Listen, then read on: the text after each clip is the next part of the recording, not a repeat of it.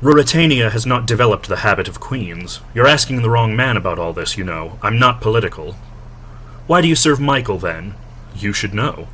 Should I? How many lands have you seen, Detchard? How many adventures have you had? You live for danger. I live by danger. That is quite different. You love it and you know it. I want action, intrigue. I want... He turned in the saddle, arms wide, indicating the world around us. I want all of it. I want to live as though every day is my last. I want to fight for foolish causes and gamble everything on the turn of a card. I want never to set a guard on my speech or my thoughts. I want to take all the pleasure there is to take and reach for more. I want to drown in bright colors and dance on the edge of cliff tops.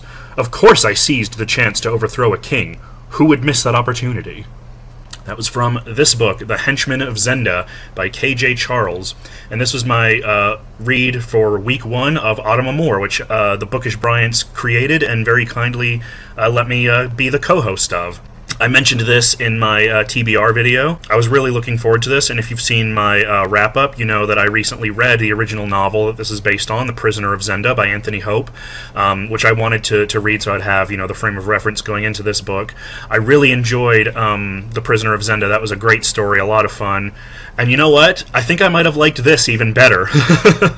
So this was my first read by K.J. Charles. I've heard of her in some of the sort of male romance circles around Facebook and things like that. She writes a lot of historical fiction, especially set in like Victorian times. She has a series called The Magpie Lord and a few others. But this is my first of hers, and I was really pleasantly surprised by this book because I really enjoyed it. As I've mentioned in my previous videos, I'm not the world's biggest fan of romance. I don't read a lot of romance. I'm not super experienced in the genre, which is part of the reason I wanted to get into this event. And part of the reason that I don't like a lot of romance is that I feel that it's very tropey. I find the relationships and the characters unrealistic, or I find the drama the conflict that's often in these stories feels very manufactured to me. This sidestepped pretty much all of that by, instead of making it a straight-up romance story, this is just a full-on swashbuckling adventure novel, much in the vein of the original book. And actually, that was the first thing that impressed me about this, was that it recreates the feel of the original novel really, really well. You can tell that the author is a big fan of The Prisoner of Zenda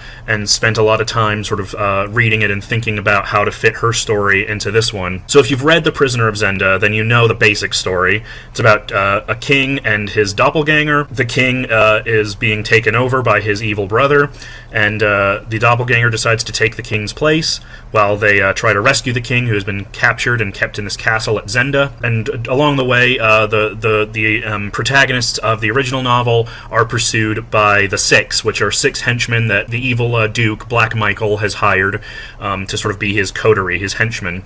And this book follows them. More specifically, 2 of them. One of them is Jasper Detchard, who is a British man who has recently, who's been sort of exiled from his country and now kind of just lives a life as a mercenary. And the most famous one of the most famous characters from the original novel, Rupert of Hentzau, who sort of has taken on his own life as one of the great literary villains of all time.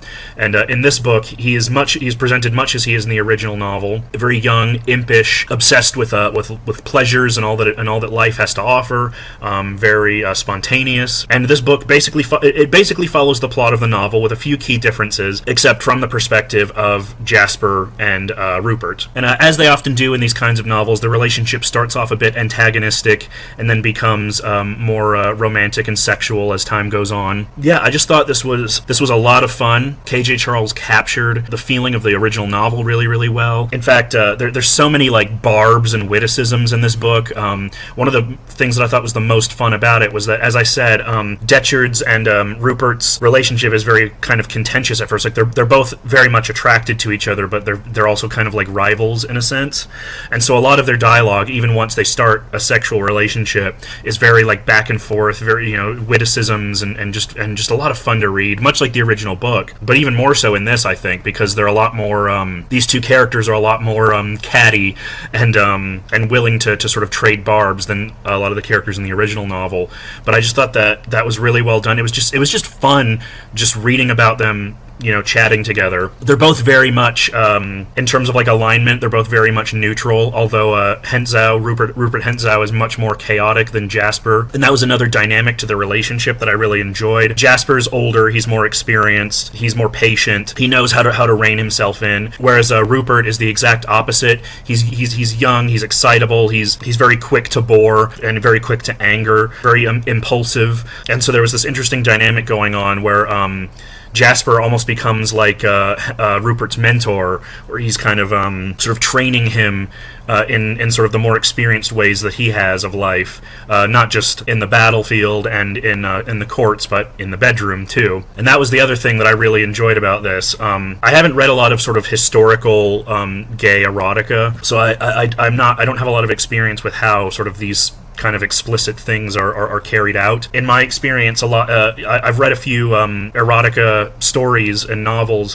where the prose style remains very literate and erudite, but then when it gets into the sex scenes, it just becomes very, much about cocks and ass and stuff. And there is some of that, but the one thing that I thought she did really, really well was she kept the sort of antiquated language of the period she was writing in, while still making it very explicit and very, very erotic. I mean, this isn't the type of romance or erotic novel that's like wall to wall with sex scenes, because obviously there is the main plot of the story to contend with, but the sex scenes themselves are really, really well done, and it's definitely quality over quantity in this case, because it's a very short book, 182 pages. It's not loaded with sex scenes, but what's there is so good, and still has that element of mentorship and of combativeness that they show in their sort of daily lives with each other. The witticisms, the back and forth. There's a lot of sort of gamesmanship that's really fun to read, and the whole novel just kind of feels like that. Like, even while things are getting very serious, and it does get pretty serious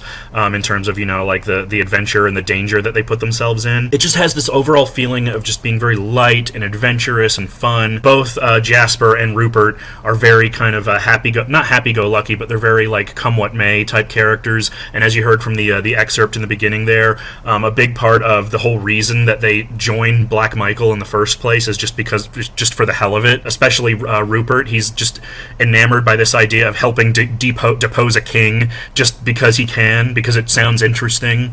And there's a lot of that, but there's more going on too. I don't want to reveal too much, because it ties into the original novel. Actually, one of the things that I wanted to say was I am really glad I read the original novel in anticipation of this, because knowing how the original story played out, it provided a better frame of reference for this, where it diverges from the story, and it does diverge pretty heavily from the story. Not so much in terms of plot, I mean, it's the same sequence of events mostly, but in the motivations of the characters, because the idea behind this is that this was written by Detchard years after the original novel, and it's kind of his response to the original book, The Prisoner of Zenda, and his sort of challenging of Rassendill's account of events. And so it's very different in terms of the character motivations and things like that. The reasons that Detchard and Rupert are involved in this turn out to be very different from their reasonings in the original book. I mean, you don't really have any reasonings in the original book, but you find out more about them and why they want to be here and what they're doing here, and sort of their inner lives, much more than the original book. It involves a lot of double crossing, triple crossing. I think even at one point there's some quadruple crossing. As I said, there's a lot of back and forth. There's a lot of political machinations. There's a lot of betrayals and things like that. It's something that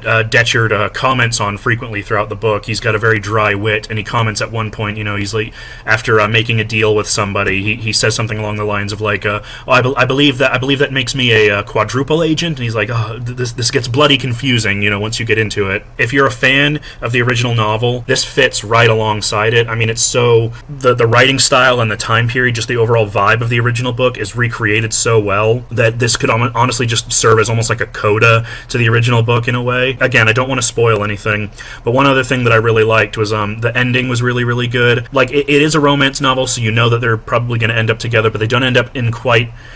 It's not necessarily like a happily ever after in the way that you might think it is. It's a very different kind of relationship than you might think if you've read a lot of other romance novels. And towards the end of the book, there's kind of an epilogue where Detchard makes a reference to Sandy Arbuthnot, who is a character from a series of novels by John Buchan, and the implication is that there's going to be a sequel. And KJ Charles, I don't know if you end up finding this video, please write a sequel with an older Hentzau and Detchard, with Sandy Arbuthnot. Like, just please write that. I would read that in a heartbeat. It's fun and exciting. There's sword fights. There's sex. There's witty repartees. There's double, triple, quadruple crosses. It's just so much fun. Honestly, like it was exactly what I wanted out of a book like this. In fact, this is kind of a dream book for me in a way, because I love sort of fun historical adventure novels that are witty and well written, but this has gay guys in it, and it has, really sexy, dudes, making out and banging, so it was really kind of a dream come true in a way, because as I've said, a lot of the things that puts me off about romance and erotica is that a lot of it tends to be very bland in terms of the characters and the actual writing, but this just knocked it out of the park in my opinion. This was really fun. I had a really great time with this. If you like romance, if you like adventure, if you like sort of historical stuff, I highly recommend this, and I definitely look forward to reading more of Charles's work in the future. But yeah, so that was my review of The Henchmen of Zenda by K.J. Charles. This is my read for the first week of Autumn Amour, which is the historical category, and yeah, I was pleasantly surprised by this. This was a great start to the week. I'm so glad I read it, and I hope you guys check it out too if you're into that kind of stuff. I highly recommend it. I hope you guys enjoyed that review. If you did, like, subscribe, comment, all that stuff, and I hope to see you guys next week with my spicy pick, which is going to involve blue aliens. So I've already started that, and it's something. So I'll be sure to share my thoughts on that when I finish it. But until then, I'll see you guys later. Bye.